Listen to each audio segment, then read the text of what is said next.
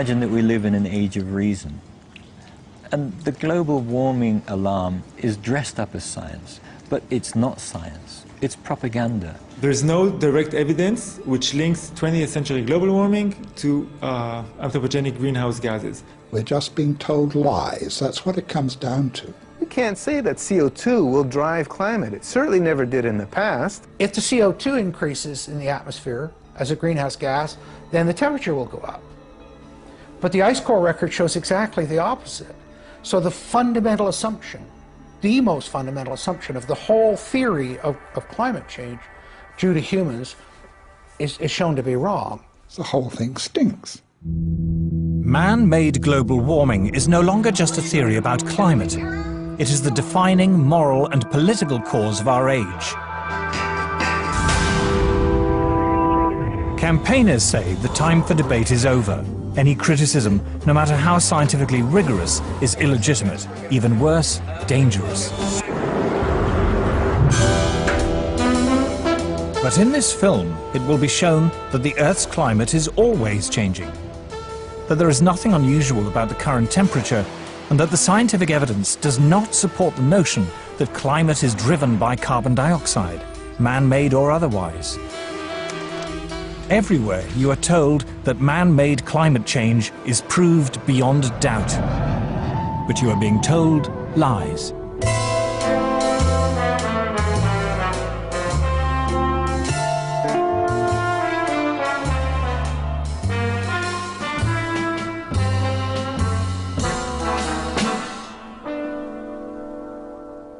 When people say we don't believe in global warming, I say, no, I believe in global warming. I don't believe that human CO2 is causing that warming. A few years ago, if you would ask me, I would tell you it's CO2. Why? Because just like everyone else in the public, I listened to what the media had to say. Each day, the news reports grow more fantastically apocalyptic. Politicians no longer dare to express any doubt about climate change. There is such intolerance of any dissenting voice. Are some of the worst climate criminals on the planet. This is the most politically incorrect thing possible, is to doubt this climate change orthodoxy. Global warming has gone beyond politics. It is a new kind of morality. Now, the Prime Minister's back from his holidays, unrepentant and unembarrassed about yet another long-haul destination. Yet, as the frenzy over man-made global warming grows shriller, many senior climate scientists say the actual scientific basis for the theory is crumbling. There were periods, for example, in Earth's history when we had 3 times as much CO2 as we have today, or periods when we had 10 times as much CO2 as we have today. And if CO2 has a large effect on climate, then you should see it in the temperature reconstruction. If we look at climate through the geological time frame, we would never suspect CO2 as a major climate driver. None of the major climate changes in the last 1,000 years can be explained by CO2. You can't say that CO2 will drive climate. It certainly never did in the past. I've often heard it said that there is a consensus of thousands of scientists on the global warming issue and that humans are causing a catastrophic change to the climate system. Well, I am one scientist, and there are many that simply think that is not true. Man-made global warming is no ordinary scientific theory. This morning, the Intergovernmental Panel on Climate Change made up of... It is presented in the media as having the stamp of authority of an impressive international organization. From the IPCC, the United Nations Intergovernmental Panel on Climate Change, or IPCC. The IPCC, like any UN body, is political. The final conclusion are politically driven. This claim that the IPCC is the world's top 1,500 or 2,500 scientists, you look at the bibliographies of the people and it's simply not true. There are quite a number of non-scientists. And to build the number up to 2,500, they have to start taking reviewers and government people and so on, anyone who ever came close to them. And none of them are asked to agree. Many of them disagree. Those people who are specialists but don't agree with the polemic and resign, and there have been a number that I know of, they are simply put on the author list and become part of this 2,500 of the world's top scientists. People have decided you have to convince other people that since no scientist disagrees, you shouldn't disagree either. But that, whenever you hear that in science, that's pure propaganda. This is a story of how a theory about climate turned into a political ideology. See, I don't even like to call it the environmental movement anymore, because really it is a political activist movement, and they have become hugely influential at a global level. It is the story of the distortion of a whole area of science. Climate scientists need there to be a problem in order to get funding. We have a vested interest in creating panic, because then money will flow to climate science. There's one thing you shouldn't say, and that is, this might not be a problem. It is the story of how a political campaign turned into a bureaucratic bandwagon. Fact of the matter is that tens of thousands of jobs depend upon global warming right now. It's a big business. It's become a great industry in itself. And if the whole global warming farrago collapsed, there'd be an awful lot of people out of jobs and looking for work. This is a story of censorship and intimidation. I have seen and heard their spitting fury at anybody who might disagree with them, which is not the scientific way. It is a story about Westerners invoking the threat of climatic disaster to hinder vital industrial progress in the developing world. One clear thing that emerges from the whole environmental debate is the point that there's somebody keen to kill the African dream, and the African dream is to develop. The environmental movement has evolved into the strongest force there is for preventing development in the developing countries. The global warming story is a cautionary tale of how a media scare became the defining idea of a generation. The whole global warming business has become like a religion. And people who disagree are called heretics. I'm a heretic. The makers of this program are all heretics.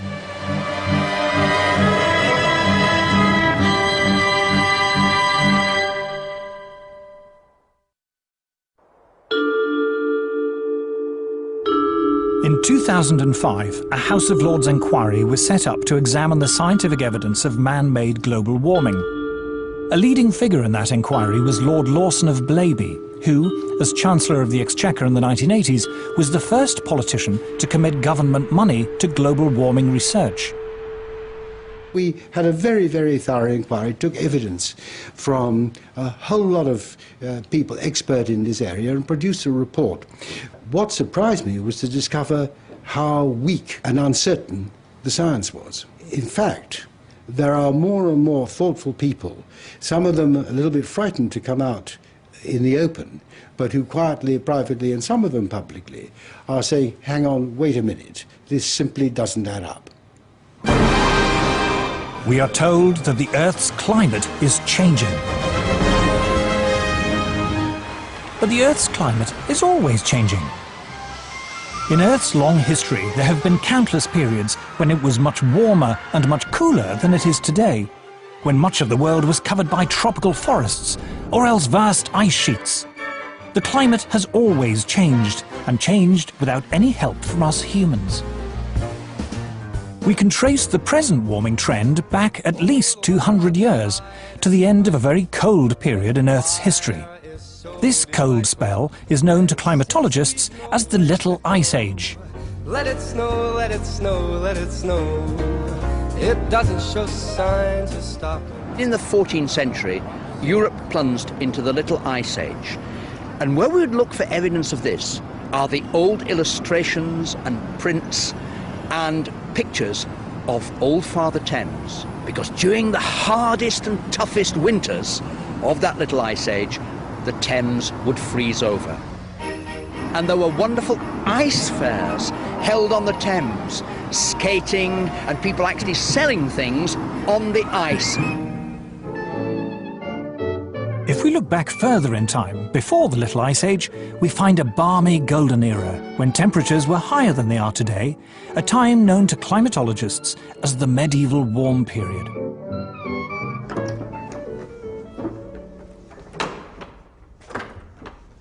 It's important that people know that climate enabled a quite different lifestyle in the medieval period. We have this view today that warming is going to have apocalyptic outcomes.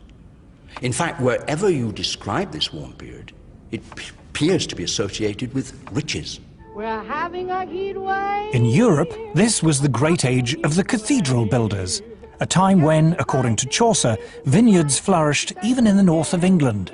All over the city of London, there are little memories of the vineyards that grew in the medieval warm period. So this was a wonderfully rich time. And this little church, in a sense, symbolizes it, because it comes from a period of great wealth. Going back in time further still, before the medieval warm period, we find more warm spells, including a very prolonged period during the Bronze Age, known to geologists as the Holocene maximum, when temperatures were significantly higher than they are now for more than 3 millennia. If we go back 8,000 years in the Holocene period, our current interglacial, it was much warmer than it is today. Now, the polar bears obviously survived that period. They're with us today. They are very adaptable, and these warm periods in the past, what we call hypsithermals, pose no problem for them. Climate variation in the past is clearly natural. So why do we think it's any different today? In the current alarm about global warming, the culprit is industrial society. Thanks to modern industry, luxuries once enjoyed exclusively by the rich are now available in abundance to ordinary people. Novel technologies have made life easier and richer. Modern transport and communications have made the world seem less foreign and distant. Industrial progress has changed our lives. But has it also changed the climate? According to the theory of man-made global warming, industrial growth should cause the temperature to rise. But does it? Anyone who goes around and says that carbon dioxide is responsible for most of the warming of the 20th century hasn't looked at the basic numbers. Industrial production in the early decades of the 20th century was still in its infancy, restricted to only a few countries, handicapped by war and economic depression. After the Second World War, things changed. Consumer goods like refrigerators and washing machines and TVs and cars began to be mass-produced for an international market. Historians call this global explosion of industrial activity the post-war economic boom. So how does the industrial story compare with the temperature record? Since the mid-19th century, the Earth's temperature has risen by just over ½ degree Celsius. But this warming began long before cars and planes were even invented. What's more, most of the rise in temperature occurred before 1940, during a period when industrial production was relatively insignificant. After the Second World War, during the post-war economic boom, temperatures, in theory, should have shot up. But they didn't. They fell. Not for 1 or 2 years, but for 4 decades. In fact, paradoxically, it wasn't until the world economic recession in the 1970s that they stopped falling. CO2 began to increase exponentially in about 1940, but the temperature actually began to decrease 1940, continued till about 1975. So this is the opposite relation. When the CO2 is increasing rapidly, but yet the temperature decreasing, then we cannot say that CO2 and the temperature go together. Temperature went up significantly up to 1940 when human production of CO2 was relatively low. And then in the post-war years, when industry and the whole economies of the world really got going, and human production of CO2 just soared, the global temperature was going down. In other words, the facts didn't fit the theory. Just at a time when, after the Second World War, industry was booming, carbon dioxide was increasing, and yet the Earth was getting cooler and starting off scares of a coming ice age. It made absolutely no sense. It still doesn't make sense. Why do we suppose that carbon dioxide is responsible for our changing climate? CO2 forms only a very small part of the Earth's atmosphere. In fact, we measure changes in the level of atmospheric CO2 in tens of parts per million.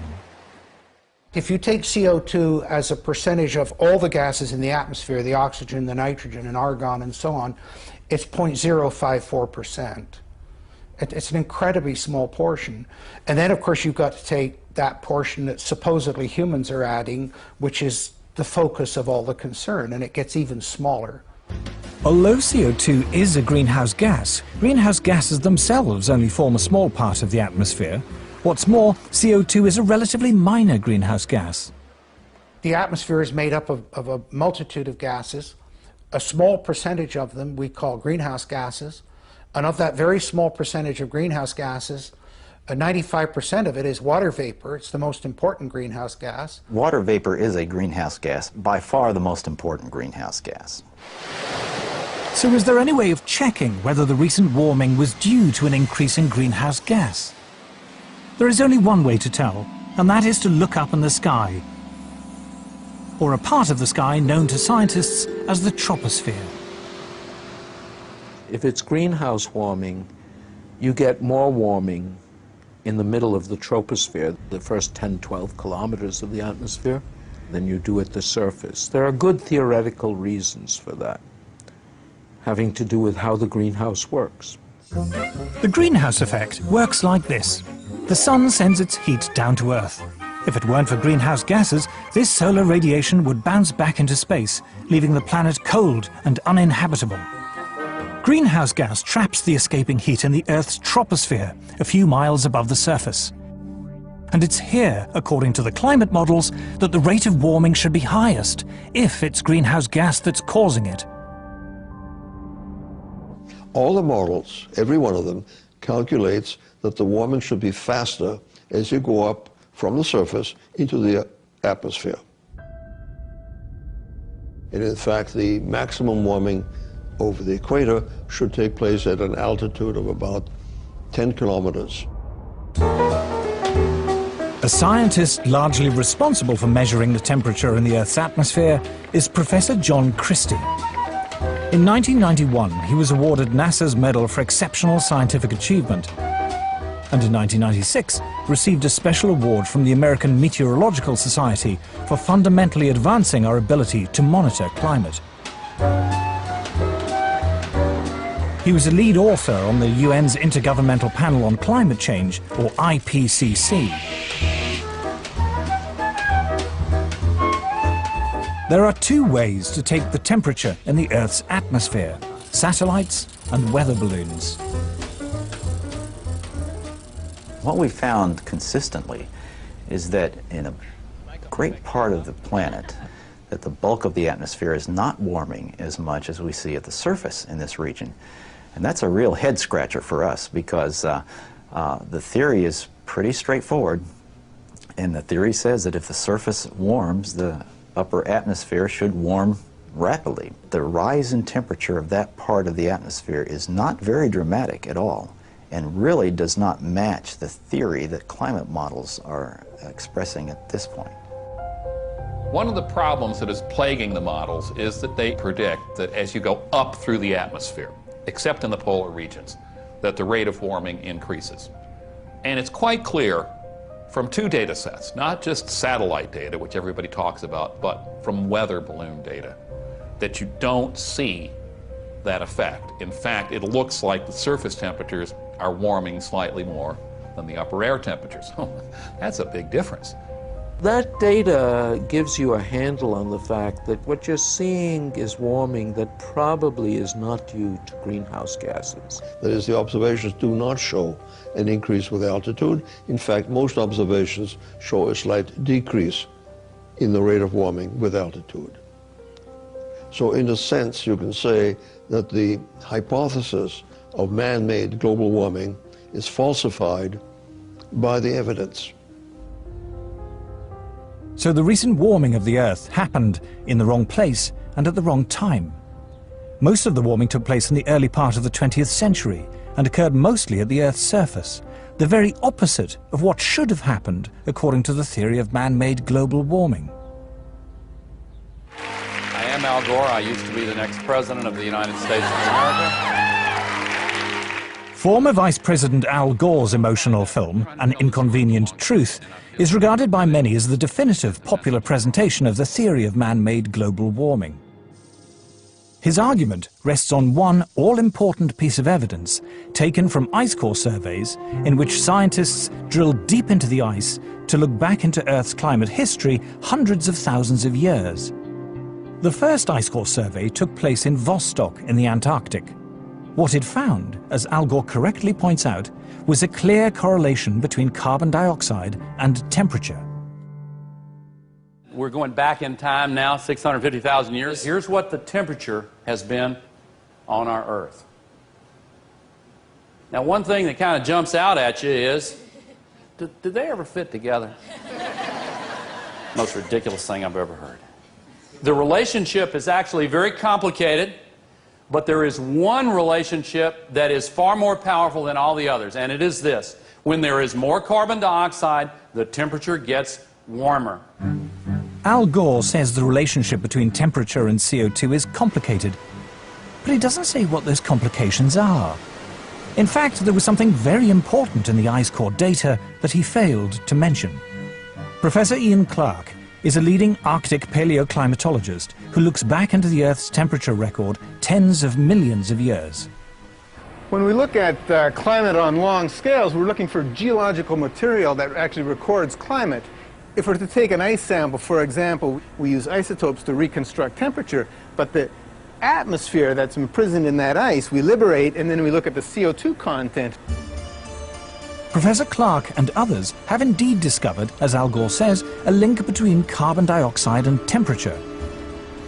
But what Al Gore doesn't say is that the link is the wrong way round. So here we're looking at the ice core record from Vostok, and in the red we see temperature going up from early time to later time at a very key interval when we came out of a glaciation.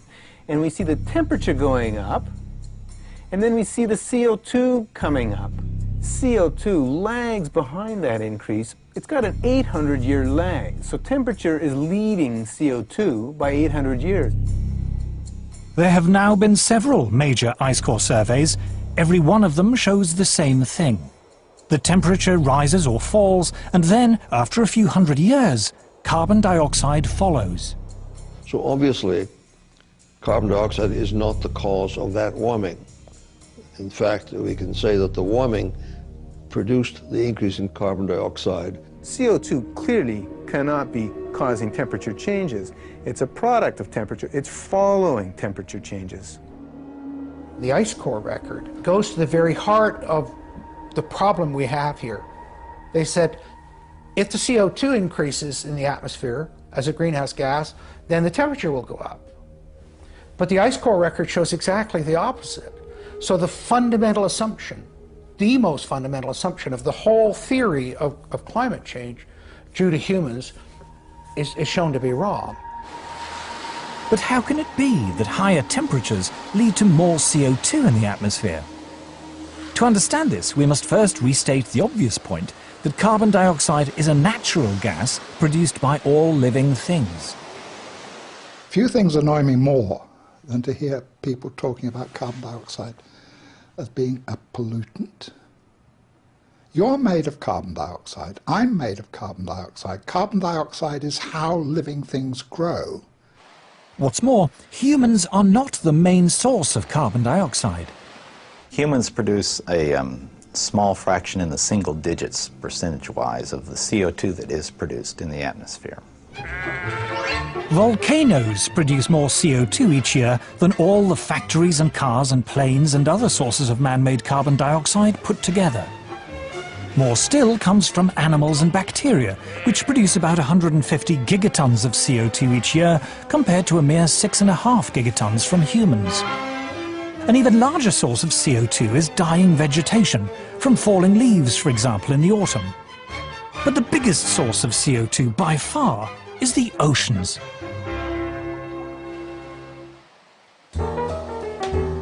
Carl Wunsch is Professor of Oceanography at MIT. He was also visiting Professor in Oceanography at Harvard University and University College London, and a Senior Visiting Fellow in Mathematics and Physics at the University of Cambridge. He is the author of 4 major textbooks on oceanography. The ocean is the major reservoir into which carbon dioxide goes when it comes out of the atmosphere, or from which it is re-emitted to the atmosphere. If you heat the surface of the ocean, it tends to emit carbon dioxide.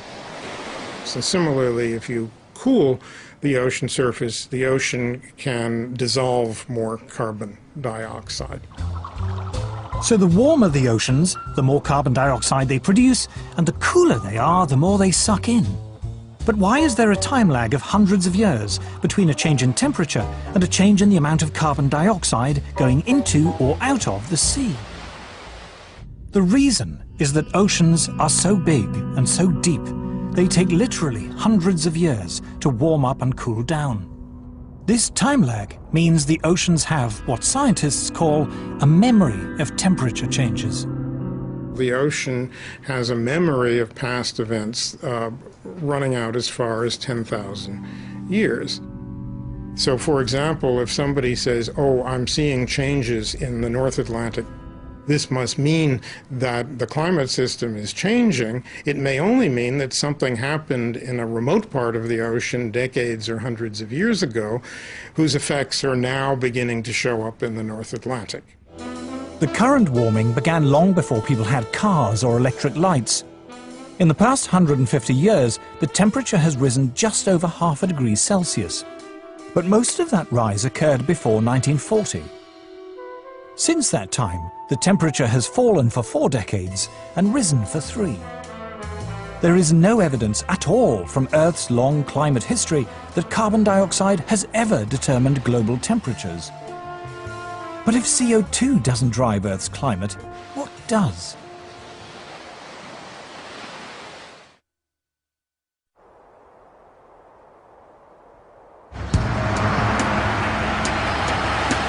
The common belief that carbon dioxide is driving climate change is at odds with much of the available scientific data. Data from weather balloons and satellites, from ice core surveys, and from the historical temperature records. But if CO2 isn't driving climate, what is? Isn't it bizarre to think that it's humans, you know, when we're filling up our car, turning on our lights, that we are the ones controlling climate? Just look in the sky. Look at that massive thing, the sun. Even humans at our present 6.5 billion are minute relative to that. In the late 1980s, solar physicist Piers Corbyn decided to try a radically new way of forecasting the weather. Despite the huge resources of the official Met Office, Corbyn's new technique consistently produced more accurate results. He was hailed in the national press as a super weatherman. The secret of his success was the sun. The origin of our solar weather technique of long-range forecasting came originally from study of sunspots and a desire to predict those. And then I realised it was actually much more interesting to use the sun to predict the weather.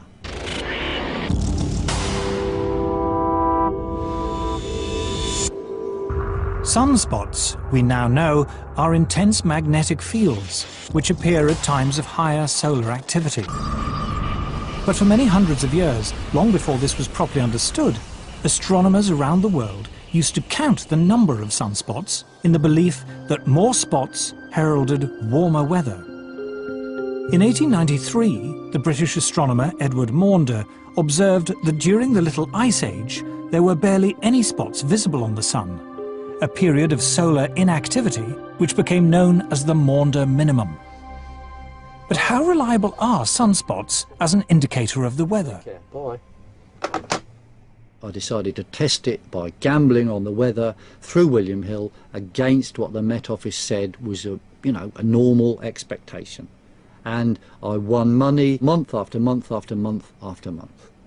Last winter the Met Office said it could be or would be an exceptionally cold winter. We said, no, that is nonsense, it's going to be very close to normal. And we specifically said when it would be cold, i.e. after Christmas and February. We were right, they were wrong. In 1991, senior scientists at the Danish Meteorological Institute decided to compile a record of sunspots in the 20th century and compare it with the temperature record. What they found was an incredibly close correlation between what the sun was doing and changes in temperature on Earth. Solar activity, they found, rose sharply to 1940, fell back for 4 decades until the 1970s, and then rose again after that. When we saw this correlation between the temperature and solar activity or sunspot cycle lengths, then people said to us, okay, it can be just a coincidence. So how can we prove that it's not just a coincidence? Well, one obvious thing is to have a longer time series or different time series. Then we went back in time. So Professor Friis Christiansen and his colleagues examined 400 years of astronomical records to compare sunspot activity against temperature variation. Once again, they found that variations in solar activity were intimately linked to temperature variation on Earth. It was the sun, it seemed, not carbon dioxide or anything else, that was driving changes in the climate. In a way, it's not surprising. The sun affects us directly, of course, when it sends down its heat. But we now know the sun also affects us indirectly through clouds. Clouds have a powerful cooling effect, but how are they formed? In the early 20th century, scientists discovered that the Earth was constantly being bombarded by subatomic particles. These particles, which they called cosmic rays, originated, it was believed, from exploding supernovae far beyond our solar system. When the particles coming down meet water vapor rising up from the sea, they form water droplets and make clouds. But when the sun is more active and the solar wind is strong, fewer particles get through and fewer clouds are formed. Just how powerful this effect was became clear only recently, when an astrophysicist, Professor Nir Shaviv, decided to compare his own record of cloud-forming cosmic rays with the temperature record created by a geologist, Professor Jan Weitzer, going back 600 million years. What they found was that when cosmic rays went up, the temperature went down. When cosmic rays went down, the temperature went up. Clouds and the Earth's climate were very closely linked. To see how close, you just flip the lines. We just compared the graphs, just put them one upon the other, and it was just amazing. Jan Weitzer looked at me and says, you know, we have very explosive data here. I've never seen such vastly different records coming together so beautifully to show really what was happening over that long period of time. The climate was controlled by the clouds. The clouds were controlled by cosmic rays. And the cosmic rays were controlled by the sun. It all came down to the sun. If you had X-ray eyes, what appears as a nice, friendly yellow ball would appear like a raging tiger.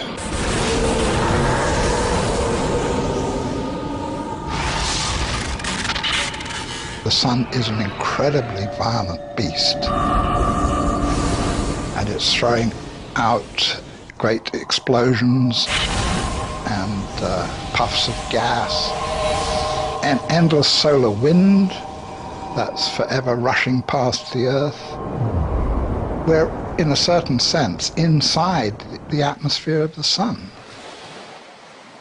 The intensity of its magnetic field more than doubled during the 20th century. In 2005, astrophysicists from Harvard University published the following graph in the official journal of the American Geophysical Union. The blue line represents temperature change in the Arctic over the past 100 years. And here is the rise in carbon dioxide over the same period. The two are not obviously connected.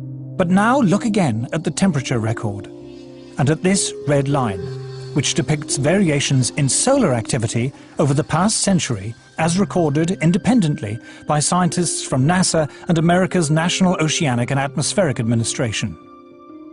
Solar activity over the last 100 years, over the last several hundred years, correlates very nicely on a decadal basis with sea ice and Arctic temperatures. To the Harvard astrophysicists and many other scientists, the conclusion is inescapable. The sun is driving climate change. CO2 is irrelevant. But why, if this is so, are we bombarded day after day with news items about man-made global warming? Why do so many people in the media and elsewhere regard it as an undisputed fact? To understand the power of global warming theory, we must tell the story of how it came about.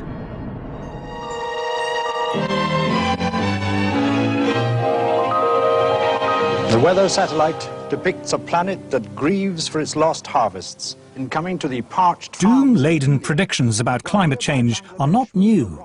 In 1974, the BBC warned us of impending disasters which might seem strangely familiar. Again and again, the newsreels have been showing us disasters of the weather. The American Midwest suffered its worst drought since the 1930s, and tornadoes were on the rampage. And what was going to be the cause of these disasters? The man behind the series was former New Scientist editor Nigel Calder. In the weather machine, we reported the mainstream opinion of the time, which was global cooling and the threat of a new ice age. Nature's ice dwarfs us. After 4 decades of falling temperatures, experts warned that a cooler world would have catastrophic consequences. There's the ever-present threat of a big freeze. Will a new ice age claim our lands and bury our northern cities? But amid the doom and gloom, there was one voice of hope. A Swedish scientist called Bert Bolin tentatively suggested that man-made carbon dioxide might help to warm the world, although he wasn't sure. And there is a lot of oil, and there are vast amounts of coal left. We seem to be burning it with an ever-increasing rate. And if we go on doing this, in about 50 years' time, the climate may be a few degrees warmer than today. We just don't know. We were also the first to put Bert Bolin of Sweden on international television talking about the dangers of carbon dioxide. And I remember being bitterly criticized by top experts for indulging him in his fantasy.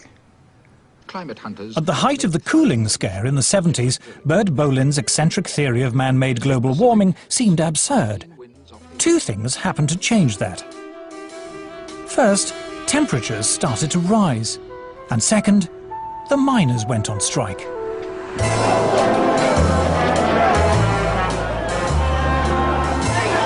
To Margaret Thatcher, energy was a political problem. In the early 70s, the oil crisis had plunged the world into recession, and the miners had brought down Ted Heath's Conservative government. Mrs. Thatcher was determined the same would not happen to her. She set out to break their power. What we have seen in this country is the emergence of an organized revolutionary minority who are prepared to exploit industrial disputes, but whose real aim is the breakdown of law and order and the destruction of democratic parliamentary government. The politicization of this subject started with Margaret Thatcher. She was very concerned always, I remember when I was Secretary of State for Energy, to promote nuclear power. Long before the issue of climate change came up, because she was concerned about energy security, and she didn't trust the Middle East, and she didn't trust the National Union of Mine Workers. So she didn't trust oil, and she didn't trust coal. So therefore she felt we really had to push ahead with nuclear power. And then when the climate change, global warming thing came up, she felt, well, this is great. This is another argument, because it doesn't have any carbon dioxide emissions. This is another argument why you should go for nuclear.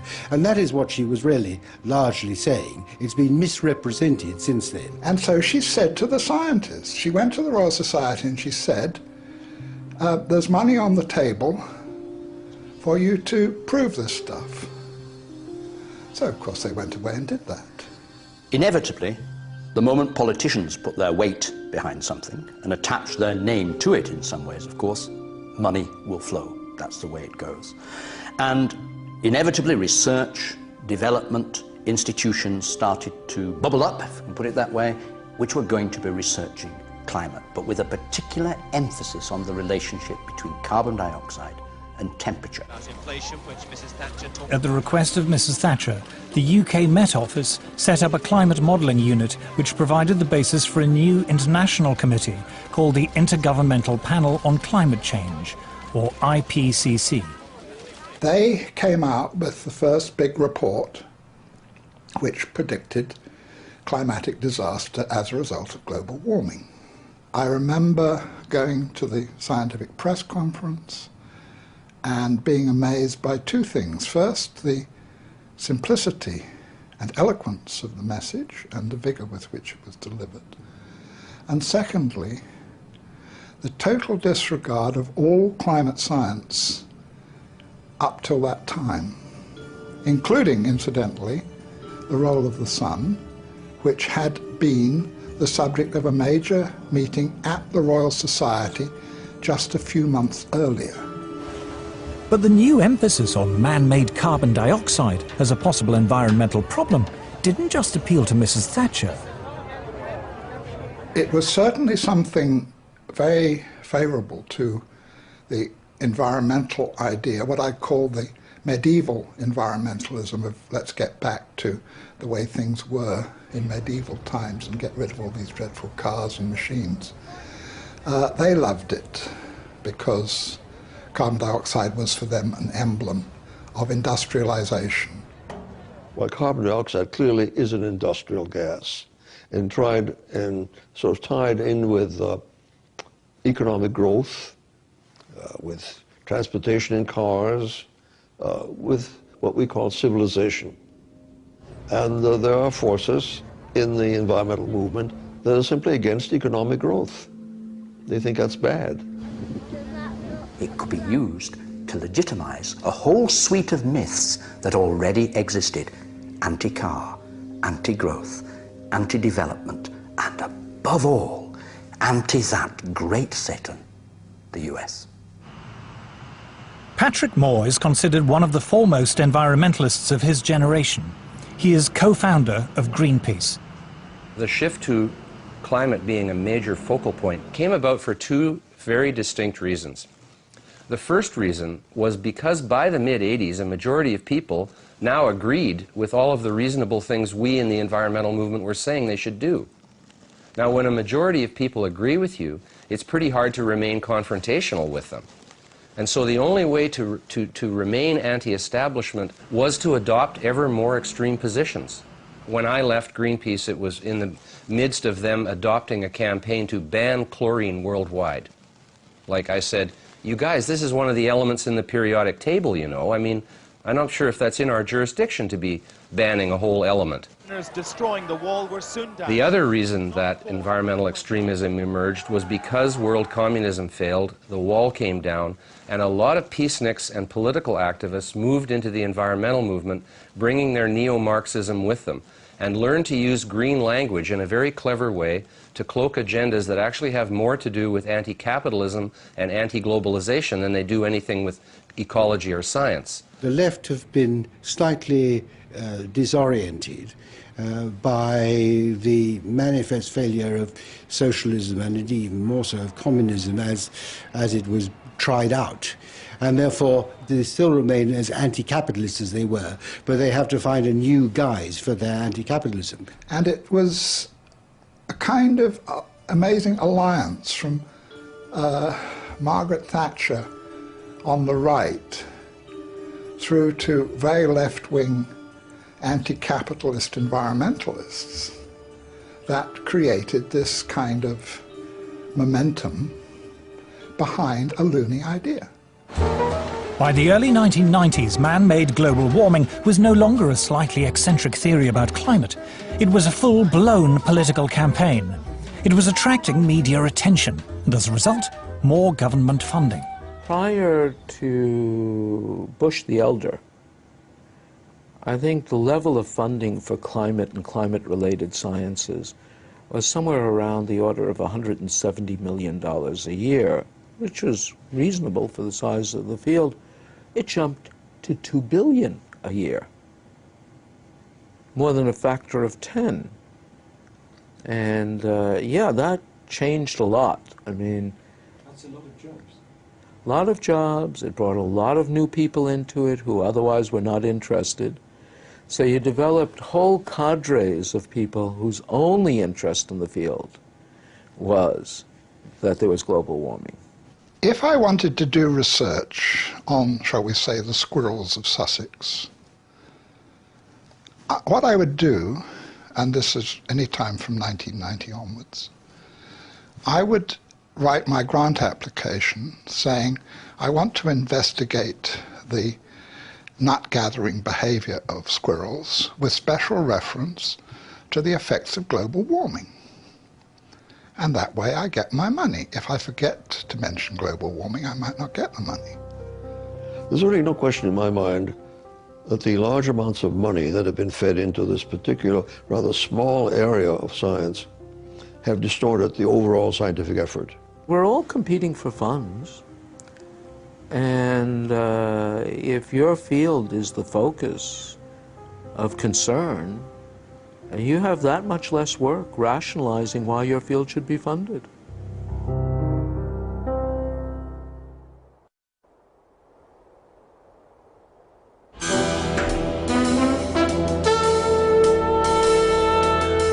By the 1990s, tens of billions of dollars of government funding in the US, UK and elsewhere were being diverted into research relating to global warming.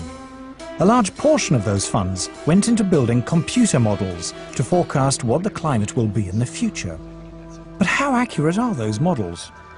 Dr. Roy Spencer was Senior Scientist for Climate Studies at NASA's Marshall Space Flight Center. He has been awarded medals for exceptional scientific achievement from both NASA and the American Meteorological Society. Climate models are only as good as the assumptions that go into them, and they have hundreds of assumptions. All it takes is one assumption to be wrong for the forecast to be way off. Climate forecasts are not new, but in the past, scientists were more modest about their ability to predict the weather. Any attempt at forecasting changes of climate meets skepticism from the men who model the weather by computer. In making decisions which affect people, a bad prediction as to what the climate of the future will be can be far worse than none at all. I'm afraid that our understanding of the complex weather machine is not yet good enough to make a reliable statement of the future. All models assume that man-made CO2 is the main cause of climate change, rather than the sun or the clouds. The analogy I use is like my car's not running very well. So I'm going to ignore the engine, which is the sun, and I'm going to ignore the transmission, which is the water vapor, and I'm going to look at one nut on the right rear wheel, which is the human-produced CO2. It's that, the science is that bad. If you haven't understood the climate system, if you haven't understood all the components, the cosmic rays, the solar, the CO2, the water vapor, the clouds, and put it all together, if you haven't got all that, then your model isn't worth anything. The range of climate forecasts varies greatly. These variations are produced by subtly altering the assumptions upon which the models are based. The models are so complicated, you can often adjust them in such a way that they do something very exciting. I've worked with modelers, I've done modeling, and with a mathematical model and you tweak parameters, you can model anything. You can make it warmer, you can make it get colder by changing things.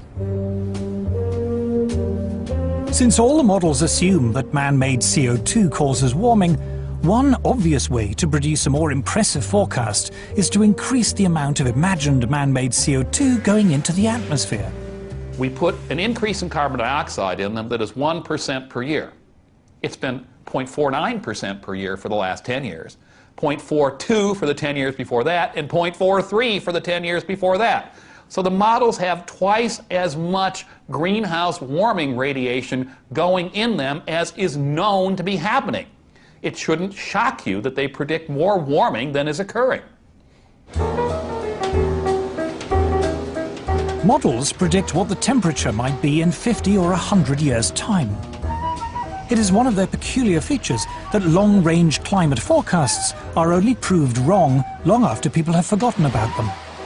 As a result, there is a danger, according to Professor Carl Wunsch, that modelers will be less concerned in producing a forecast that is accurate than one that is interesting. Even within the scientific community, you see, it's a problem.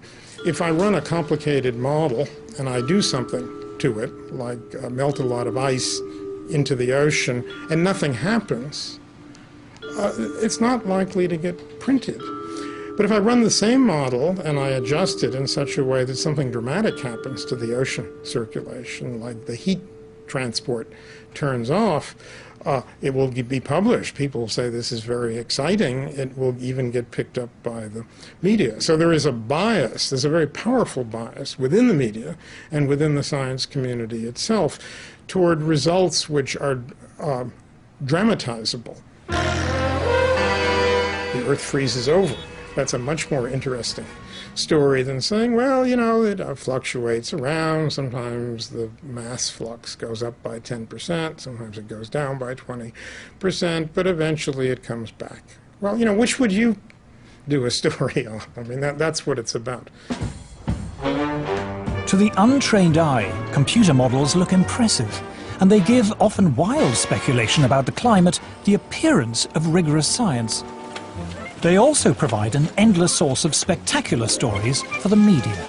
The thing that has amazed me as a lifelong journalist is how the most elementary principles of journalism seem to have been abandoned on this subject.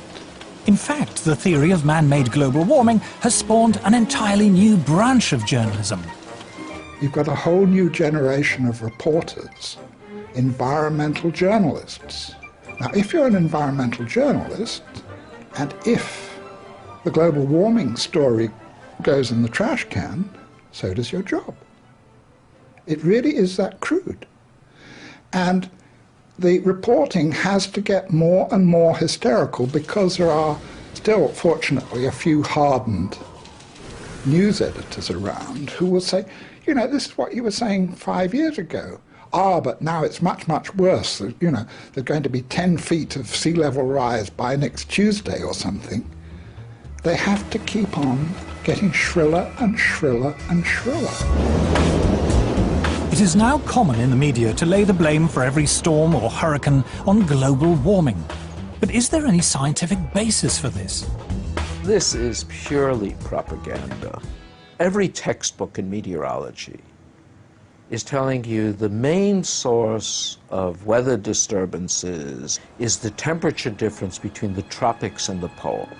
And we're told, in a warmer world, this difference will get less. Now that would tell you you'll have less storminess, you'll have less variability. But for some reason that isn't considered catastrophic. So you're told the opposite.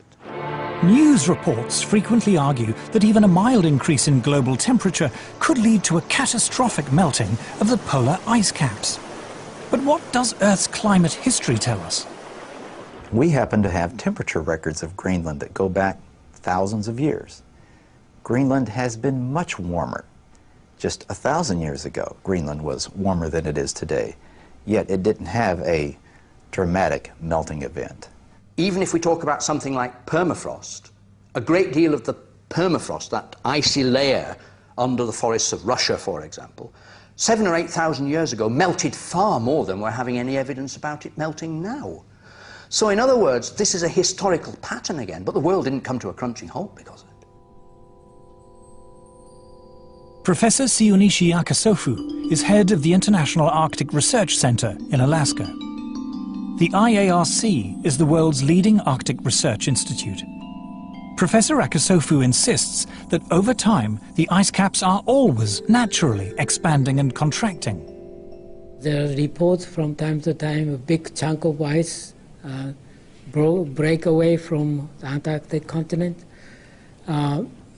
Those must have been happening all the time. But because now we have a satellite that can detect those, that's why they become the news. This data from NASA's meteorological satellites shows the huge natural expansion and contraction of the polar sea ice taking place in the 1990s. Practically all the TV programs that relate to global warming show big chunk of ice falling from the edge of the glaciers, but people forget that ice is always moving. News reports frequently show images of ice breaking from the edge of the Arctic. What they don't say is that this is as ordinary an event in the Arctic as falling leaves on an English autumn day. They ask me, did you see ice falling from the edge of the glaciers? Yes. That's the spring breakup. That's happened every year.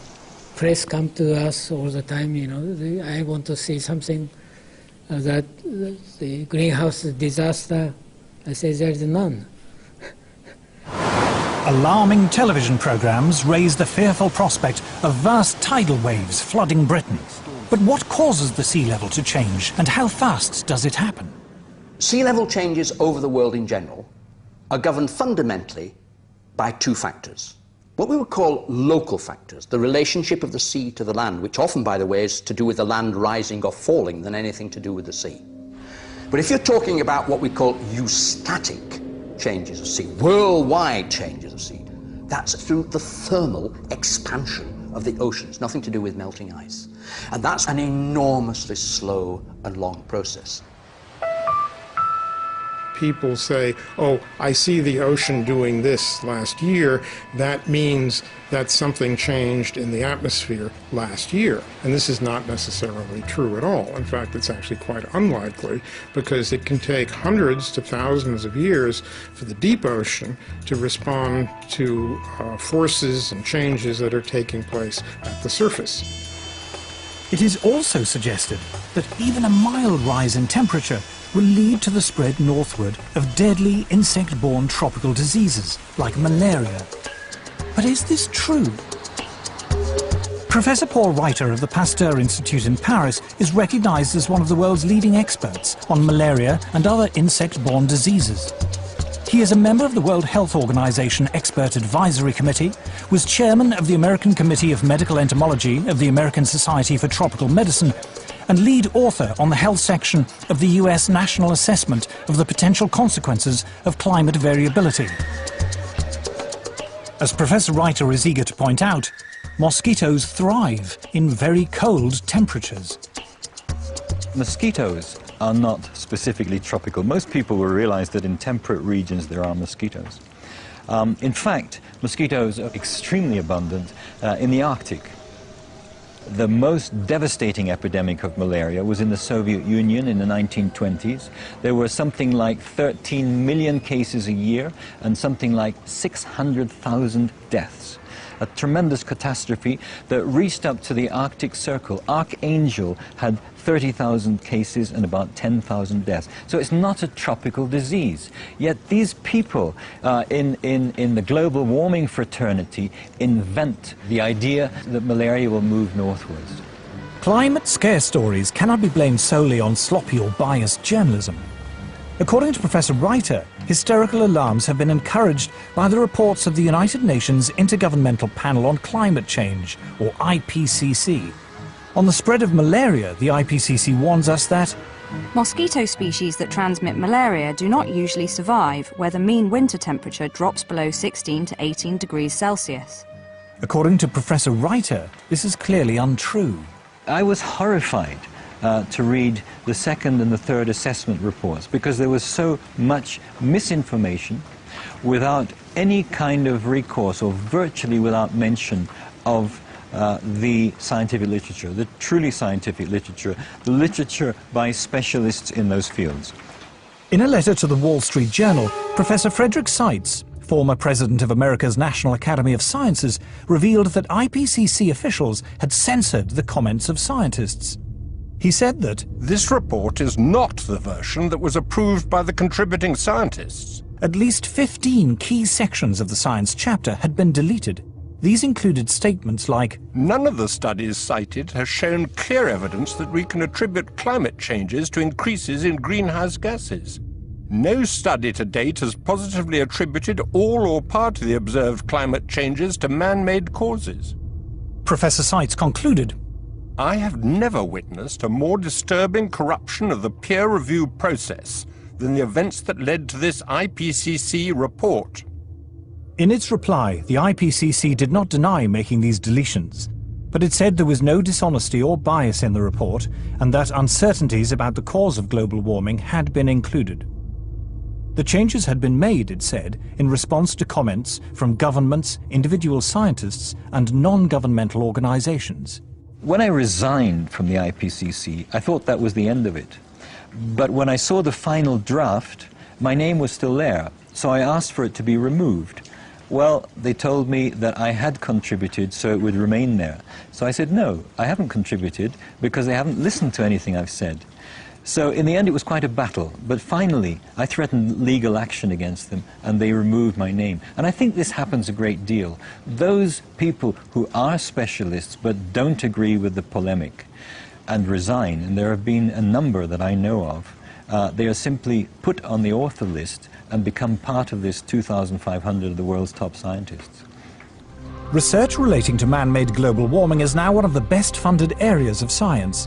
The US government alone spends more than $4 billion a year. According to NASA climatologist Roy Spencer, scientists who speak out against man-made global warming have a lot to lose. It's generally harder to get research proposals funded because of the stands that we've taken publicly. And you'll find very few of us that are willing to take a public stand because it does cut into their research funding. It is a common prejudice that scientists who do not agree with the theory of man-made global warming must be being paid by private industry to tell lies. I get it all the time. You must be in the pay of the multinationals. Sadly, like most of the scientists you'll talk to, I haven't seen a penny from the multinationals. I'm always accused of being paid by the oil and gas companies. I've never received a nickel from the oil and gas companies. I joke about I wish they would pay me, then I could afford their product. Whenever anybody says that I'm in the pay of an oil company, I say my bank manager would wish. There is almost no private sector investment in climatology. And yet, to be involved in any research project which involves an industry grant, no matter how small, can spell ruin to a scientist's reputation. Modern technology fueled by greenhouse gases. Patrick Michaels is Professor of Environmental Sciences at the University of Virginia. He was chair of the Committee on Applied Climatology at the American Meteorological Society, president of the American Association of State Climatologists, the author of 3 books on meteorology, and an author and reviewer on the UN's Intergovernmental Panel on Climate Change. But when he conducted research which was part funded by the coal industry, he found himself among those under attack from climate campaigners. British-based corporations are some of the worst climate criminals on the planet. Shell is based in the UK, right here in London. We have the right and the duty to take it back into public ownership, dismantle it, break it up, and send its managers to rehabilitation training.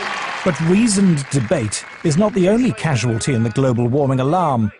As international public policy bears down on industrial emissions of carbon dioxide, the developing world is coming under intense pressure not to develop.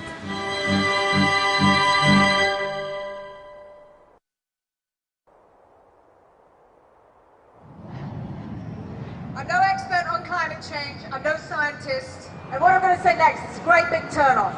It's just that. Turning off anything you don't need, you're not using. It's easier than you think to make a difference.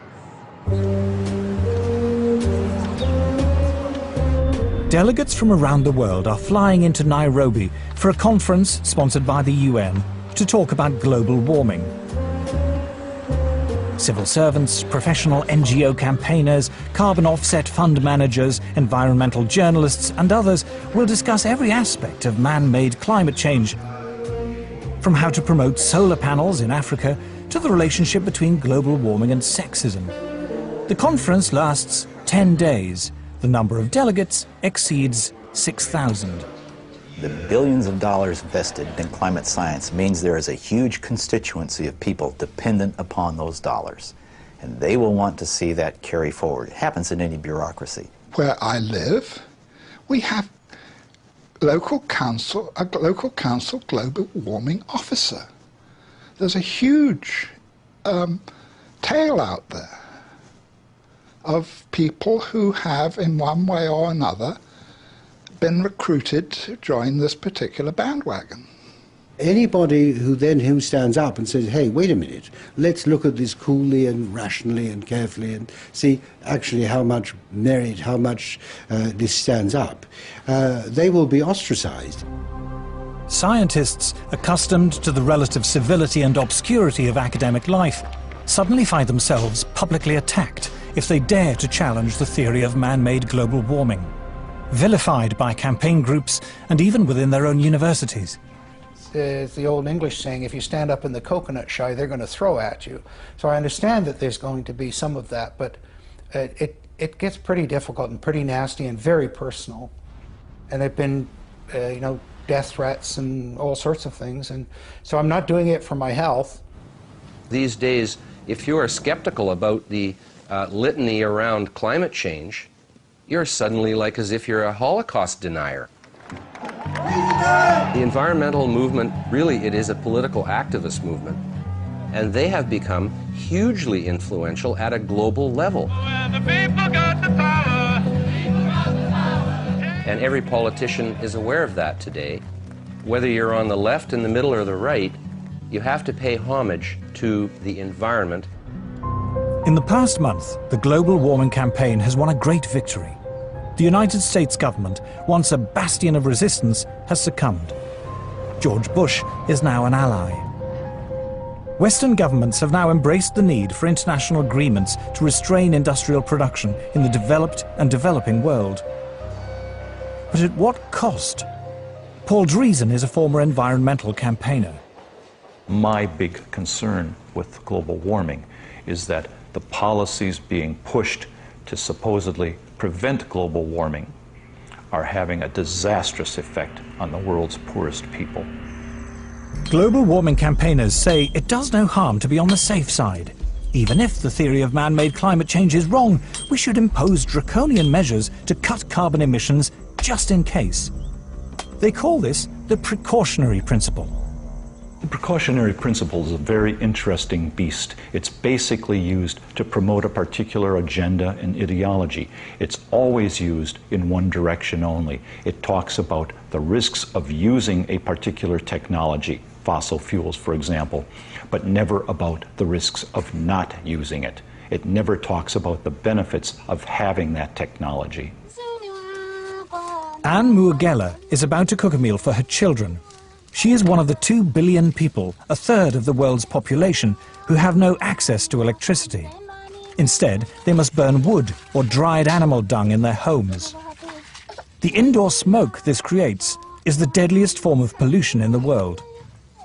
According to the World Health Organization, 4 million children under the age of 5 die each year from respiratory diseases caused by indoor smoke, and many millions of women die early from cancer and lung disease for the same reason. If you were to ask a rural person to define development, they'll tell you, yes, I know I've moved to the next level when I have electricity. Actually, not having electricity creates such a long chain of problems, because the first thing you will miss is the light. So you get that they have to go to sleep earlier because there's no light. There's no reason to stay awake. I mean, you can't talk to each other in darkness. No refrigeration or modern packaging means that food cannot be kept. A fire in the hut is too smoky and consumes too much wood to be used as heating. There is no hot water. We in the West cannot begin to imagine how hard life is without electricity. The life expectancy of people who live like this is terrifyingly short. their existence impoverished in every way. A few miles away, the UN is hosting its conference on global warming in its plush gated headquarters. The gift shop is selling souvenirs of peasant tribal life, while delegates discuss how to promote what are described as sustainable forms of electrical generation. Africa has coal, and Africa has oil, but environmental groups are campaigning against the use of these cheap sources of energy. Instead, they say Africa and the rest of the developing world should use solar and wind power. A short drive out of Nairobi, we find our first solar panel. A Kenyan public health official has brought us to a clinic which serves several villages.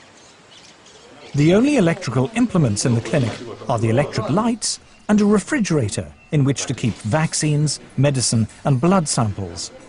Electricity is provided by 2 solar panels. So what can it do successfully? Lighting. Lighting only? Yes. What happens when you put lighting plus the refrigerator and others? What happens? It sounds an alarm. It sounds an alarm? Yeah. Then can we maybe see that?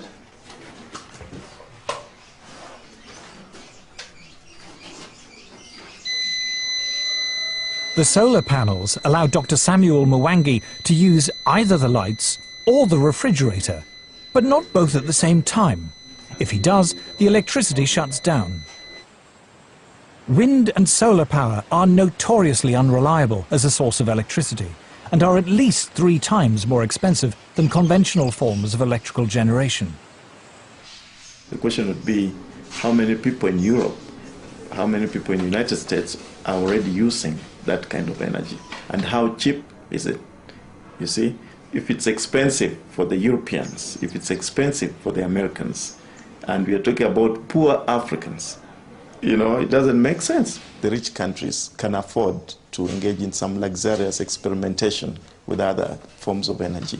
But for us, we are still at the stage of survival. To former environmentalist Paul Driesen, the idea that the world's poorest people should be restricted to using the world's most expensive and inefficient forms of electrical generation is the most morally repugnant aspect of the global warming campaign. Let me make one thing perfectly clear. If we're telling the third world that they can only have wind and solar power, what we are really telling them is you cannot have electricity. The challenge we have when we meet Western environmentalists who say we must engage in use of solar panels and wind energy is how we can have Africa industrialized. Because I don't see how a solar panel is going to power a steel industry, how a solar panel, you know, is going to power maybe some railway train network. It might work maybe to power a small transistor radio. I think one of the most pernicious aspects of the modern environmental movement is this romanticization of peasant life. And the idea that industrial societies are the destroyers of the world. One clear thing that emerges from the whole environmental debate is the point that there's somebody keen to kill the African dream, and the African dream is to develop. The environmental movement has evolved into the strongest force there is for preventing development in the developing countries. We are being told, don't touch your resource, don't touch your oil, don't touch your coal. That is suicide. I think it's legitimate for me to call them anti-human. Like, okay, you don't have to think humans are better than whales or better than owls or whatever if you don't want to, right? But surely it is not a good idea to think of humans as sort of being scum, you know, that it's okay to have hundreds of millions of them go blind or die or whatever. I just can't relate to that. The theory of man-made global warming is now so firmly entrenched, the voices of opposition so effectively silenced, it seems invincible, untroubled by any contrary evidence, no matter how strong. The global warming alarm is now beyond reason. There will still be people who believe that this is the end of the world, particularly when you have, for example, the chief scientist of the UK telling people that by the end of the century, the only habitable place on the Earth will be the Antarctic. And humanity may survive thanks to some breeding couples who move to the Antarctic. I mean, it's hilarious. It would be hilarious, actually, if it weren't so sad.